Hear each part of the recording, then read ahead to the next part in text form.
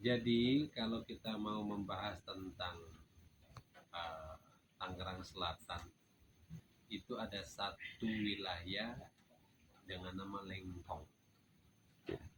Masih masuk ke daerah Serpong, Serpong. iya. Ya. Nah, Lengkong ini kalau versi dari orang-orang Tionghoa, gitu ya, dari versi Chinese-nya, Lengkong ini berasal dari bahasa Mandarin, Lungkung yang artinya naga tua, Liangkung ya, Liongkung. Yang dimana ini ada satu kisah yang berkaitan dengan Kaisar Qianlong dari dinasti Qing Manchu, di mana beliau memiliki satu hubungan gelap dengan seorang perempuan yang notabene tidak dijadikan selir, dan itu perempuan pembantu istana, punya anak. Nah, anak ini beserta sang ibu dikirim ke Nusantara bersama dengan Belanda, orang Belanda yang bawa. Dan itu ditempatkan di Serpong yang sekarang disebut Lengkong itu. Nah, makanya orang-orang Tionghoa yang ada di Lengkong, kalau memang dia asli orang Lengkong dan itu datang dari keturunan Qianlong ini, mereka punya marga Wang atau Ong dalam bahasa Hokkien yang artinya raja. Bahasa Indonesianya mereka punya nama Wangsa Dijaya. Wangsa Dijaya. Ya, kalau misalnya kita ketemu orang Tionghoa, saya asli orang Lengkong, leluhur saya seorang orang Tionghoa Lengkong, namanya Wangsa Dijaya, itu sebenarnya keturunan Kaisar Qianlong dari perempuan yang tadi saya ceritakan itu. Jadi makanya kenapa tidak heran orang-orang Tionghoa yang ada di Tangerang, mau Kabupaten Tangerang kah, di kota Tangerangnya kah, ataupun di Tangerang Selatan, lebih mencolok, ya, lebih nampak tradisi budaya adat istiadat Qing Manchuria ketimbang yang dinasti Ming tadi. Malah yang dinasti Ming itu kita masih bisa mendapatkannya di wilayah pesisir pantai utara Tangerang. Salah satunya Kelenteng Tanjung Kait, ke Sukong, yang dimana beliau bermargatan. Ya, ditambah lagi ada yang namanya Keramat Dewi Eneng. Nah, terus masyarakat yang ada di sana pun kebanyakan mayoritasnya adalah orang-orang Muslim Tionghoa, ketimbang dengan masyarakat Tionghoa di kota Tangerang ataupun di Tangsel yang kebanyakan mayoritas Konghucu dan negaranya Buddha. Nah, ini satu bukti nyata bahwasannya di Tangerang sendiri orang-orang Tionghoa ini ternyata punya sejarah yang luar biasa, membuktikan ada era yang berbeda leluhurnya ini, ya, membuktikan bahwasannya leluhur-leluhur Tionghoa yang ada di Tangerang ini ternyata ada yang dari zaman dinasti Ming yang notabene mereka Tionghoa Muslim, dan ada yang dari dinasti Qing Manchu yang notabene mereka beragama Buddha. Ya, demikian yang saya bisa sampaikan. Yeah. Termasuk yang tadi saya sempat ulas tentang makam-makam Tionghoa yang terkenal dengan istilah tanah kocap dan tanah cepek. Yeah. Ya. Jadi itu jelas bahwasannya ini lebih kental dengan leluhur mereka yang datang dari di zaman dinasti Qing Manchuria. Qing Manchu. Ya, Qing Manchu. Makanya kita bisa lihat tradisi Chow Tao yang datang dari Qing Manchuria juga. Ya.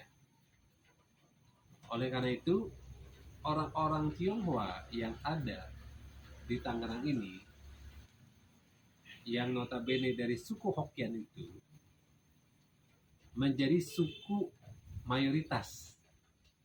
Cuma yang sangat disayangkan adalah orang-orang Tionghoa yang ada di Tangerang ini sudah tidak lagi bisa berbahasa ibu, nggak bisa lagi bahasa Hokkien.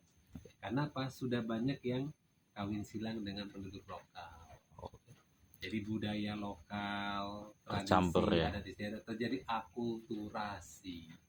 Ya, termasuk juga agama pun terjadi sinkretis antara Buddha Tantrayana dengan Konghucu, dengan Tao dan Islam yang ada di Tangerang itu sendiri. Tanya Om, untuk Tionghoa yang masuk ke tanah Nusantara, Mhm. yang notabene sekarang Indonesia, Om. Itu kan tersebar di seluruh pesisir pantai dari ujung barat sampai ujung timur, bisa dibilang begitu, Om. Itu dari invasi masing-masing utusan, bisa dibilang itu saudara atau tidak, Om, ya? Misalnya dengan Tionghoa yang ada di Semarang, satu marga atau beda gitu? Begini, kalau kita lihat, ini kan kita sebut mereka ini imigran gitu Iya, ya. imigran ya. Imigrasi orang-orang Tiongkok ya, orang-orang Tionghoa yang datang ke Nusantara ini ada yang namanya era. Ya. Era siapa pada tahun berapa, era siapa pada tahun berapa. Jadi ini ada gelombang-gelombangnya. Gelombang pertama, kedua, ketiga, keempat, kelima, keenam, dan seterusnya.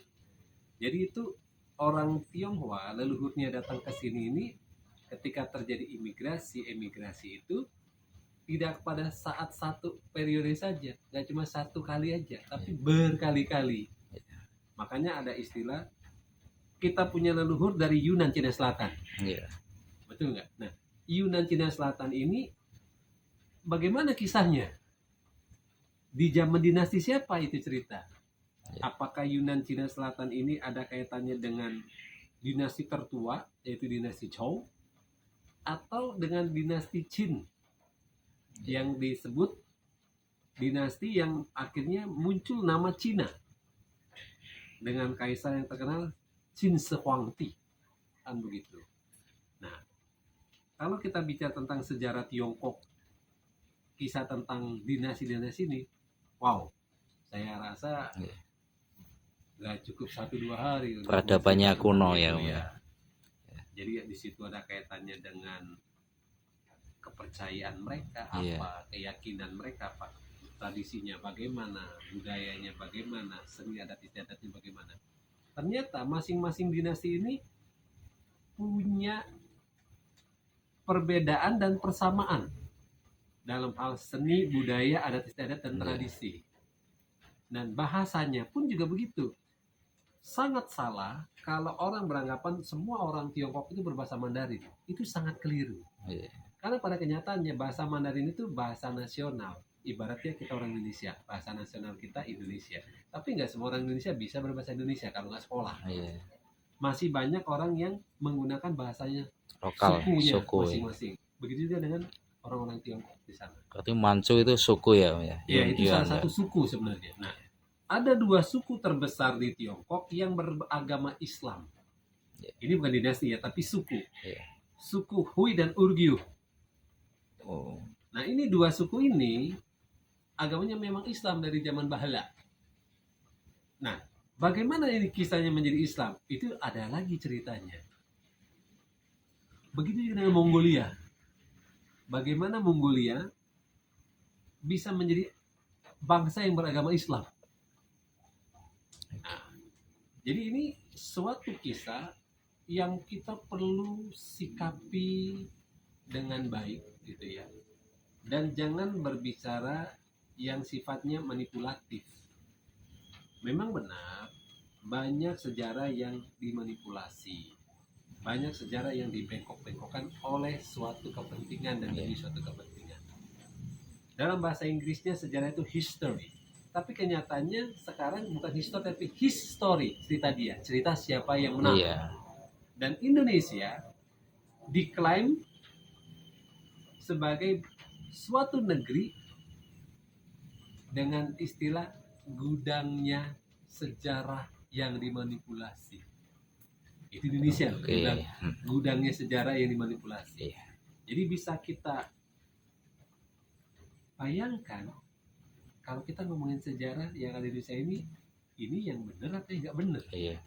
Begitu, ya. Sejarah tidak ada kemungkinan. Nah, bicara tentang sejarah, sekalipun ada yang namanya bukti-bukti yang valid, ada bukti-bukti primernya, sekunder dan sebagainya.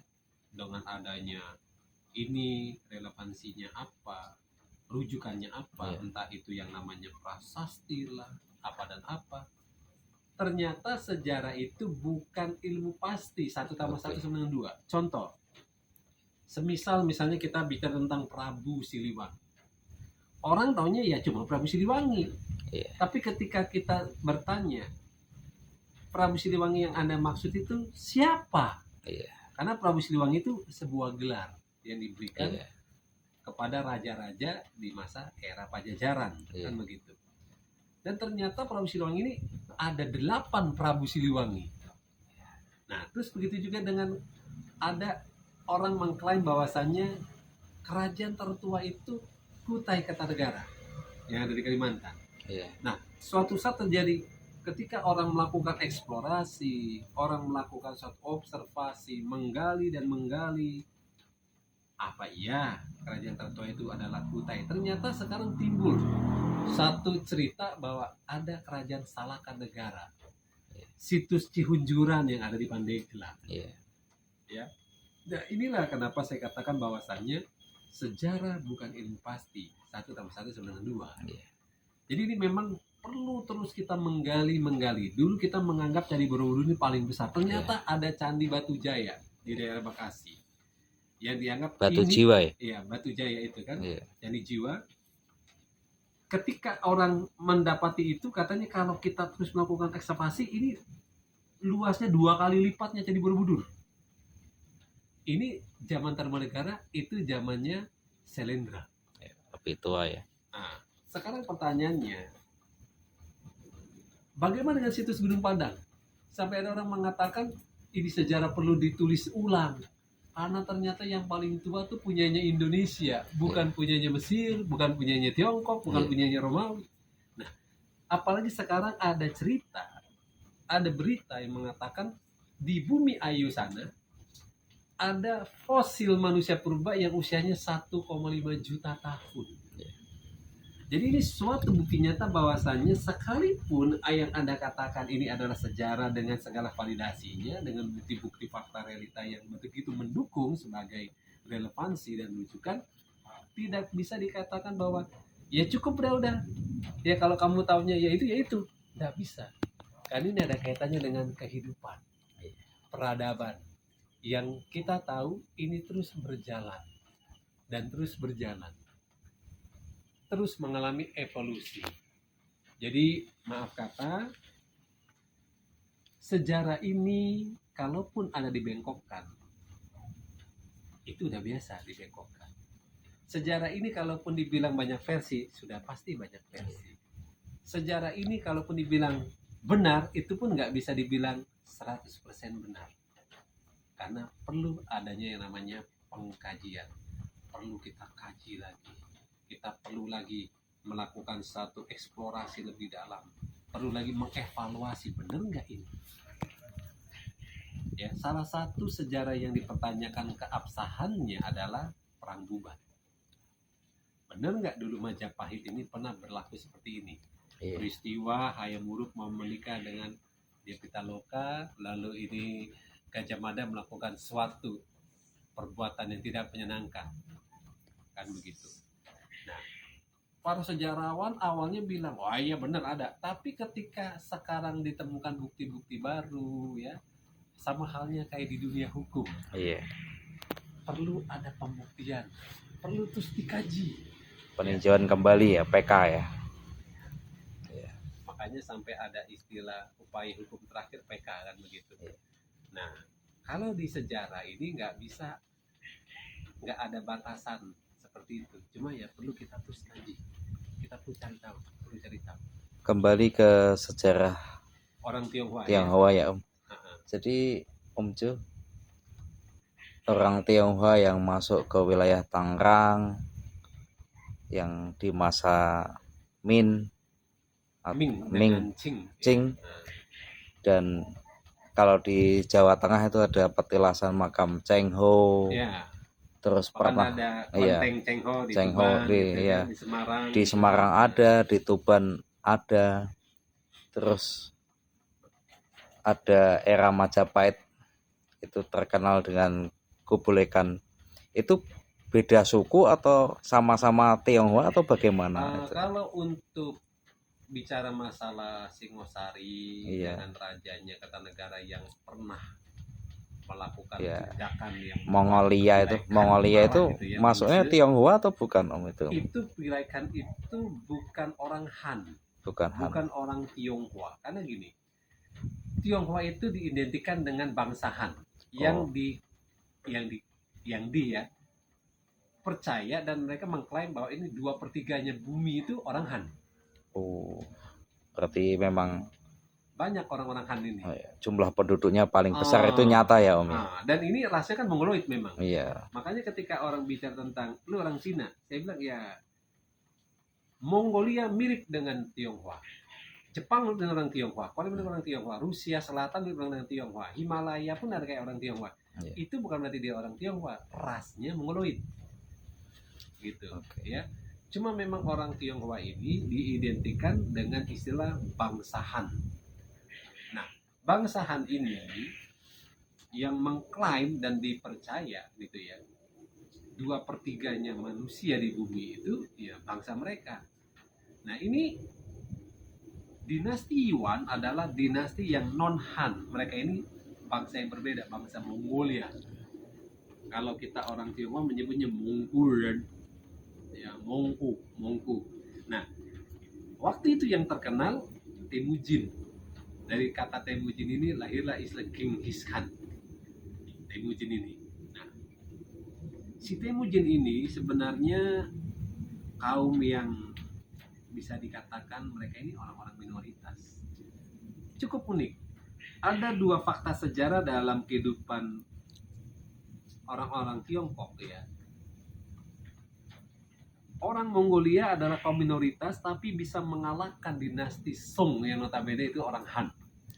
Begitu juga dengan orang Manchu. Juga orang minoritas tapi bisa mengalahkan dinasti Ming yang notabene orang Han. Iya. Nah, pertanyaan saya, bagaimana bisa minoritas mengalahkan mayoritas? Apa yang mereka lakukan? Strategi apa? Begitu ya. Ternyata yang bisa membuat mereka berhasil adalah ketika mereka melihat yang besar ini pecah ke dalam. Dinasti Song itu pecah jadi 2, makanya bisa digulingkan oleh Kubilai Khan. Yeah. Nah, ketika Kubilai Khan ini, dinasti Yuan ini rontok itu karena terjadinya pemberontakan. Kenapa bisa ada pemberontakan? Karena pemimpinnya pada saat itu tidak bisa mengayomi rakyatnya. Untuk membuat suatu negara, bangsa yang betul-betul orang bilang mencapai keemasan, itu tergantung pemimpinnya.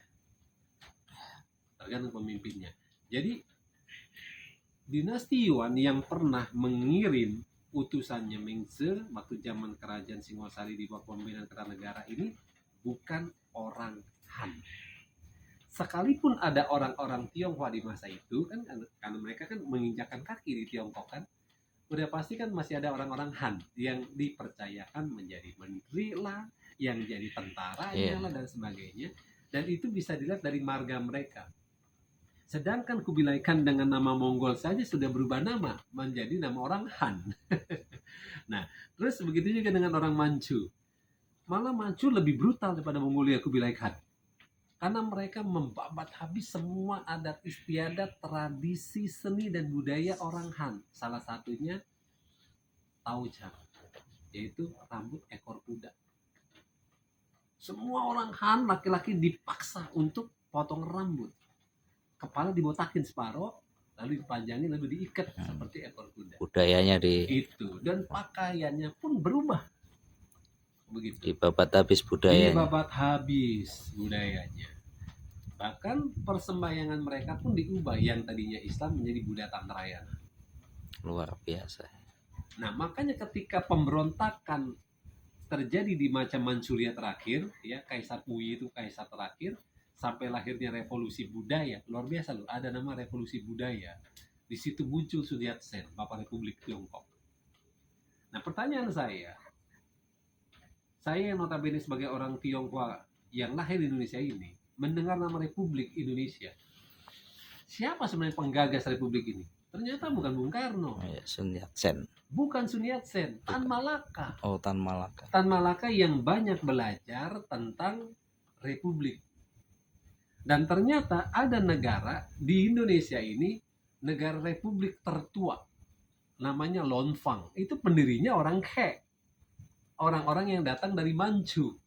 Adanya di Kalimantan sana, dinas yang disebut Republik Lonfang. Kapan itu? Era kapan itu? Oh, itu sebelum adanya Republik Indonesia berdiri itu. Oh, Itu jauh waktu itu, masa-masa itu masa-masa memang imperialisme, ya. Di mana waktu itu banyak sultan-sultan Malay yang ada di sana, di Kalimantan itu, minta tolong sama orang ini, Lonfang Pak nama pemimpinnya, dengan nama Republik Lonfang. Tapi ini kisah banyak orang nggak tahu, termasuk orang Tionghoanya sendiri. iya. Begitu.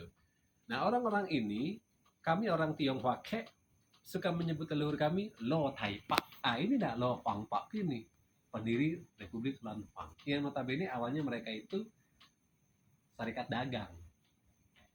Nah, di Indonesia jangan lupa, Mas Nanang, ada yang namanya Serikat Dagang Islam. Iya. Yang didirikan untuk membendung VOC. Karena VOC itu kan datang sebenarnya Dagang. sebagai pedagang. Nggak pakai nama India Belanda, pemerintah kolonial Belanda. Bukan, mereka dagang. Dan VOC Perusahaan pun, dagang ya, ya. VOC sendiri pun pernah bangkrut. Cuma hebatnya VOC ini, dia menggandeng tentara pemerintah Belanda. Untuk pengamanan lah ya. Itu dia. Dan pada saat imperialisme Barat ini datang, baik itu dari Portugis, Spanyol maupun orang-orang Belanda, mereka itu bawa yang namanya para tokoh-tokoh agama. Makanya sejarah mencatat terjadinya kristenisasi itu ya di masa imperialisme Barat ini. Oke.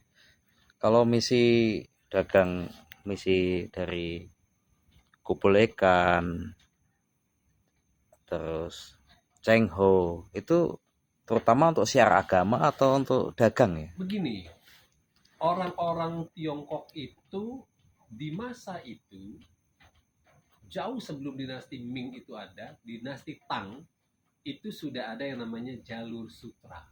Oh, dagang berarti ya. Ya, untuk dagang. Makanya sekarang ketika Xi Jinping sebagai presiden Tiongkok di era tahun 2013, di tahun 2013 beliau memberikan suatu pernyataan, ya, dia sounding ke seluruh dunia, saya akan bangun New Silk Road, di mana melibatkan dari mana ke mana, salah satunya Indonesia masuk ke dalamnya. Nah, ketika Indonesia ini tanda tangan, ya, di masa Bapak Jokowi tanda tangan dengan Xi Jinping, di situ mulai ada Dagang terbuka ya. kita melihat orang-orang Global. Tiongkok datang ke sini kan. Begitu banyak orang Tiongkok. Mereka membangun infrastruktur yang ada di sini.